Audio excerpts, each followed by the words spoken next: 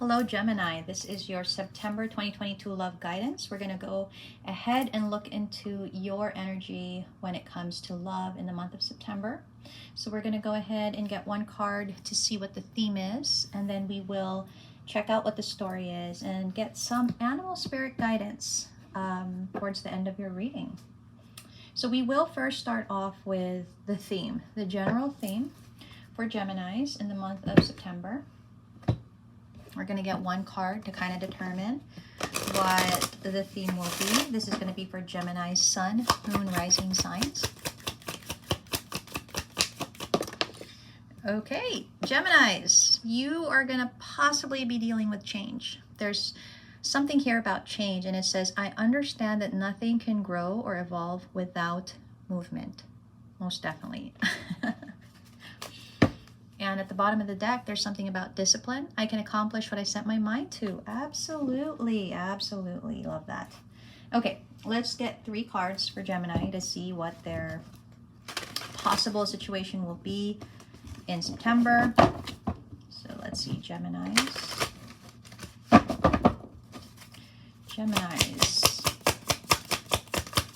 Sun, moon, rising signs. Yeah, there's resistance to change, I think. Let's see. Okay. And we got justice at the bottom of the deck. So let's go ahead and clarify these cards. See what exactly is it about change that we need to know about for the month of September.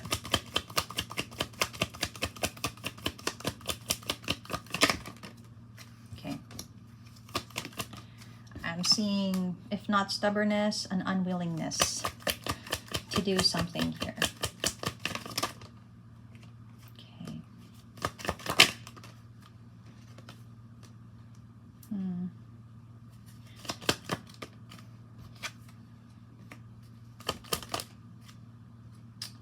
Huh. Okay. Okay, let's see what the Ace of Cups in reverse is about. So I think these are for Geminis that are already in a connection, maybe even a long-term commitment or marriage. Okay, so this is possibly for those Geminis that already are in a connection. Wow. In a connection with, I'm going to have to say, a Gemini, Libra, Aquarius. This could be you, or you are dealing with a Gemini, Libra, Aquarius as well. Okay. Let's take a look. Okay, Geminis. Gemini, there is so much resistance in your energy right now. And I'm going to say that this is you, but roles can be reversed with your person. But I kind of feel like this is you, Gemini. There's a lot of resistance towards making any kind of change right now. I feel like you're not taking any kind of action because things seem to be stable for you. I think you don't want to stir the pot, you know? You like, if things are already quite settled, why disturb it? You know, like why mess with it is what I'm getting. But change is always present in any situation, and there's a reason for that, because for one, we as people change. Our perceptions, our desires, our goals, the people around us change. And it's more about adaptability than anything else. It's not a necessity to like fully change something, but you have to be able to adapt, because like I said, one thing is constant, and that is change. So I'm kind of getting that I think you're in possibly a long-term commitment or a marriage. And I think I don't want to say this, but I think the one thing you know that may need to change is that with the Ten of Swords, it's kind of telling me that I think you know that whatever connection you're in that's stable, there may need to be an ending to it. And I don't know why, but it's kind of showing me that things are not as stable as you think they are. there's some kind of ending that's being decided here. And I don't know if this is you deciding this, if this is the person you're with, if the universe is deciding it. I'll be honest. Because it kind of, if this is coming up as necessary, it is because I feel there is no more love there. And it doesn't have to be that there's no love there, but the kind of love that keeps a commitment going in this 4-of-Wands energy, that may not be present anymore. So if that's true, then that's why there's a need to adapt to the situation, create a change, and kind of release, because endings are part of change. Some things need to end because they just do. I think you don't want to do that. You don't want to create that particular change. You want to hold on to whatever kind of stability you feel you have here. But for some reason, you're being guided to release something. I think you know why. I don't know why, but I think you do. Like, you're showing up here as knowing why. But for some reason, I kind of feel like you could be dealing with a fellow air sign as well. So let's see what the tarot card guidance is. Wow. Yeah, you know, I think there's something about seeing things through. Maybe that's how you do things. That's how you look at things, that you have to see things through. Like, you committed to something and you have to see it to the end, which is good energy. Don't get me wrong. That's great energy to be that kind of person. But what if some things are not meant to be seen through? Like, what if some things have an end point, right? It's just kind of telling me, are you sure that that is the right move, right? You know, endings don't mean that it's the end of the world. Things will stop. Some endings are meant to happen to have new beginnings, to move forward in the right direction, to be on the right path. You know, sometimes that's what endings are. That's what change is. Change shouldn't be scary. It can be, and it is, but it shouldn't be, because when there's change that's needing to happen, it's because we are being called to explore more of ourselves, of a situation. And that's why I feel like it's more about adaptability. You struggle with that. You may be very settled in a situation that you do not want to change anything. But it feels to me you're being asked to, or you're being guided to do that. I kind of see that the potential for you to be able to adapt or change is there. It's going to take you a while. I think you have to really be able to wrap your head around why, like the whys of it. Like, why does this need to happen? Why do I have to do this? So I feel like you could potentially accept this change, but it's not going to be for a while. I really feel like you're exhausting yourself in a situation.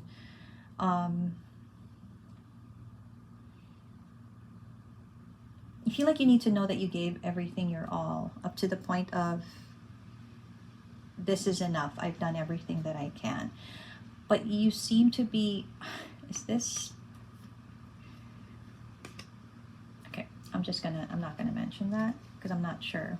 I don't know if there's a new person here, or if there's a potential of a new person here.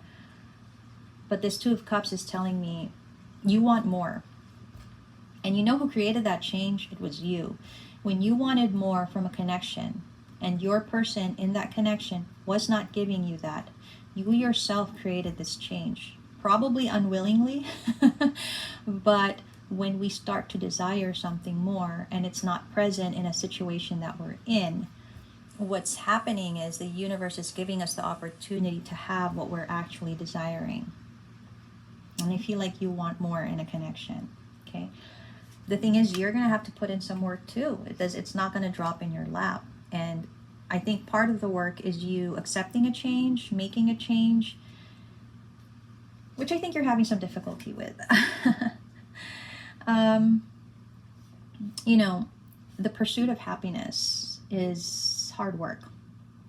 Unfortunately, it is. Happiness, that true happiness, it doesn't fall in our laps, unfortunately. We have to work towards it, because first of all, we have to identify what is the happiness that we're seeking, right? And it becomes a goal. And we work towards it. We put effort in it, okay? I don't know, I just kind of feel, Gemini, that you're just too situated in your current connection. Like, you're in your comfort zone, maybe. You're just comfortable now and you don't really want to take action. The universe is kind of nudging you and saying, hey, move your ass. It's challenging you. I feel like the universe is challenging you. And it's only because I think in the first place, you called in for this change. When you were feeling dissatisfaction, unhappiness in the current situation that you're in, you called in that change. And you were presented with an opportunity to have what you're actually wanting. But now that there's work involved, and that work is an ending, you don't want it. You can't have happiness if you don't work for it, okay? It's earned. Happiness can be earned, and it is earned, okay? So you will have to decide, you know? You're going to have to strategize here. You called in this change. Are you going to take the call, make the changes, take charge of that, and pursue the happiness that you're wanting? Or are you going to put an end to the idea of that change that you were calling in and accept the situation? There's no right or wrong answer here, guys. There's something better that could happen, but if you are unwilling to put in the work towards that, then absolutely you'll stay in the situation. Now, if you're unhappy and dissatisfied, well, then that's your own doing, right? So that's kind of what I'm getting here. Let's go ahead and see the spirit animal that you need to embody for the month of September. Okay, what energy do you need to embody to better cope or adapt to what you need to in September? The pronghorn, it's saying action. Man, I love how these things come out. Now is the time to act. Opportunities are here. Move forward with confidence. Your talents will always help you land on the pinnacle. Your quick wit and keen senses will lead you to success. You're being asked to make this change because you called it in, Gemini. You asked for this opportunity. It's here. What are you going to do with it now? You know, you're being challenged. You're being challenged, but only because you called in this change. So, wow, I was not expecting that, but quite nice. And so I guess September is all about you being more open to change. And I will see you guys in October.